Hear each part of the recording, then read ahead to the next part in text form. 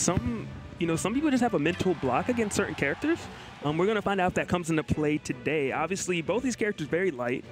Mewtwo does have the range advantage, but he is large, so he can get comboed a lot. And also, Game & Watch can duck under his grab, which is one of the kill options a lot of Mewtwo's love to abuse. Oh, especially on a lightweight character like Game & Watch, who will probably die to that up throw, sometimes with rage under 100. Yeah. So they are indeed going to start off on Smashville. Loser of this gets 4th place, so a phenomenal performance by both of these players either way. Absolutely. Dingus Joe, as we know, won the PR. I can't remember what spot he is exactly. I want to say it's like 17 or something like that.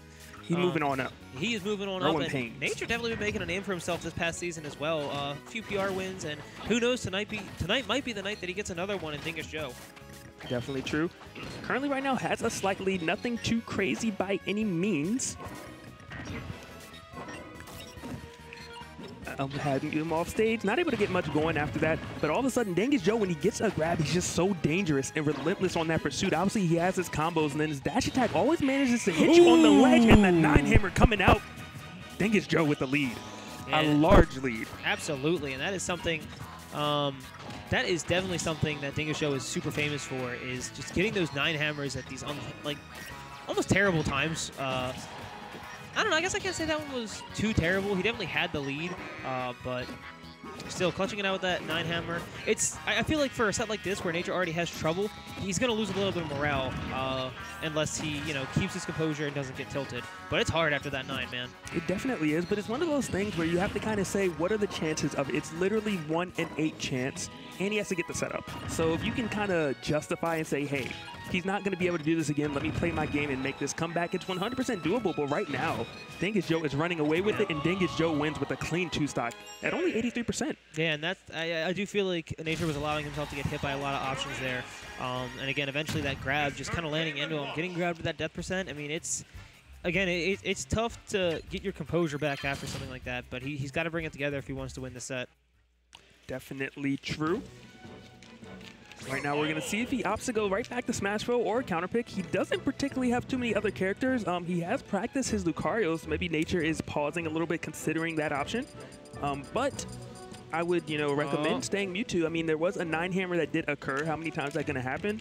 So I see him hovering. Are we going to see the doggo? We are going to see the doggo. Lucario comes out. Personally, I feel like this matchup is annoying. To say the least. I know I kind of joke a lot by saying Lucario has nothing but even matchups, but this is one I really truly feel is even.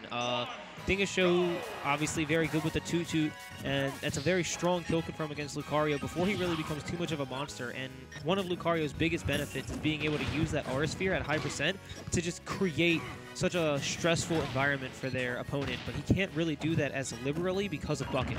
And not to mention the fact that Dingus Joe is phenomenal at edge guarding, and Lucario's recovery is very susceptible to being edge guarded. Absolutely. And that's, if you end the stock too early, that's another thing that kind of prevents that aura from really building up. But right now, the damage is building up. Dingus Joe hasn't really gotten him off stage, but his stage control has been immaculate. That was really good of Nature to use that Aura Sphere to kind of land, but cancel it with his air dodge and then land with a forward air. Kind of a weirdly aggressive option, but it definitely tricked up Dingus there. But now, as you mentioned, here's that off stage. How do you get back? Not that way, that's for sure. I may have just taken my chances that, hey, I'll go to the middle of the stage, I'll take the lag, I won't lose my stock. He can go to the middle of the stage without lag at certain angles. Well, he could have done that as well then. But going to the ledge over and over again, testing Dingus Joe's execution, not quite working out for him this time around. Something that maybe not a lot of people know about Lucario is, that recovery, its magnet hands are kind of bad in the sense that his cute little ears poke above the stage kind of as he gets close to it before he gets the invuln of his ledge grab. They were cute. Oh yeah, they are. When I exploded 40%, nothing on that champ is cute. Nothing right now, though. Nature, glowing blue has that aura, but misses that punish, and this could be huge for Dingus Joe if he gets him off stage. He's not able to do it quite yet, and the back air does connect, and Nature putting himself on the board. And that was smart as well. He threw the Aura Sphere away. Most of the time, you want to have that Aura Sphere charged up. You want to be able to use it. But Nature recognizing that he doesn't really want to ever shoot it because he doesn't want to give Dingus Joe a chance at one-shotting him. So he just throws it away casually so that he can still use some of these cancels. Good job going to the ledge right there. Yeah, I think I think, too, like, the only time he'd really be able to use it is... Oh, never mind. I was going to say out of, like, a charge because it's frame 6. But ain't no chance in using it if you're just going to get 2-2'd off the top there. Okay, so I guess top 4 is best of 5. So we are going to see one more game or maybe 3 more if Nature goes to make the game 5. I'm not a betting man, and I'm completely unbiased. But if history repeats itself... Yep. Bowser Jr., I heard it. Nature swears he has a Bowser Jr. We're about to see if it passes the test today. 3 characters out of the pocket, and we're going to see if this is finally the trump card that he needs. This would be such a wild card if he managed to win with it, actually. It's not bad. He actually, like, he likes to play a lot of these, like, zony characters like Bowser Jr. and Pac-Man for fun, and it's actually not terrible, but, I mean, it's not nearly as polished or practiced as his Mewtwo or even his Lucario. But who knows? Maybe Dingus just isn't ready for it. Right now, he's definitely doing a great job, 31-11, but Dingus Joe got his hands on him, and this is when it gets so scary. Dingus Joe's conversions are so beautiful. 69% going for that down air, not able to connect, though. Good job of Nature actually fighting its way back onto the stage. And that is definitely one thing I'll say about Dingus, is I almost never consider anything I have against him a lead, especially when he pulls out 9 hammers like that, just to warn you that it might happen. That is twice in one set. Luckily, this one did not connect, but it still was 2 nonetheless. Gonna throw it up, put a little obstacle course, and it did pay off. Nature right now with that stage control, good stuff. Still tagging on that damage bit by bit. Almost getting that up smash, but Dingus Joe just able to use his aerial mobility to weave around it and hit the back air. Now he's just keeping him in the air with these up airs, but... I actually like that option by Nature. It's unfortunate it didn't work out. He tried to go for a little mix-up, get that back air. Would have killed, but did not pan out, and now he has to land, and there's going to be an up smash waiting for him. Actually, no. Somehow he gets his feet on the ground, but for how long is Dingus Joe just resets the scenario?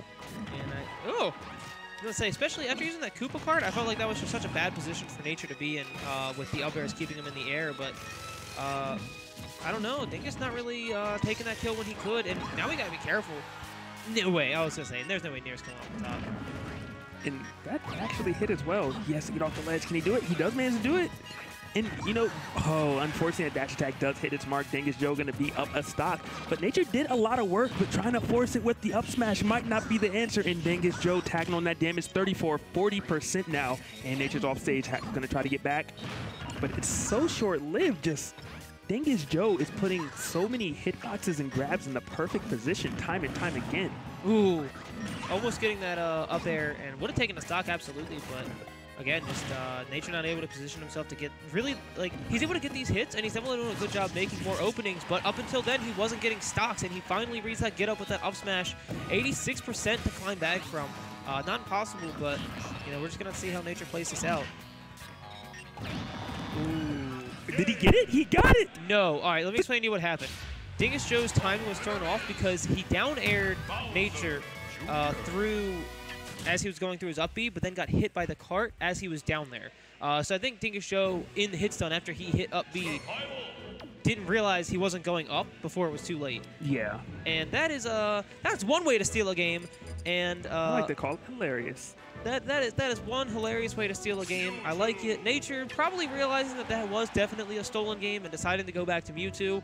Maybe this is the turnaround he needs. Maybe that funny little thing is able to untilt him, make him play a little more relaxed. Hopefully he'll play a little better. Who knows? Taking it to FD, somewhere I would never take Dingus Joe. Nature even saying it today. He exploits the fact that Dingus Joe basically camouflages himself with the background of this stage. It can be so tricky to just keep an eye on him. I don't think that's why Game & Watch is pick it.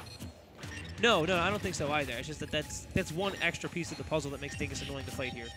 I don't even notice the background actually when I'm playing the game. Really? Mm-hmm. Good for you. I can barely see this guy. All right, man. He's on the left right now.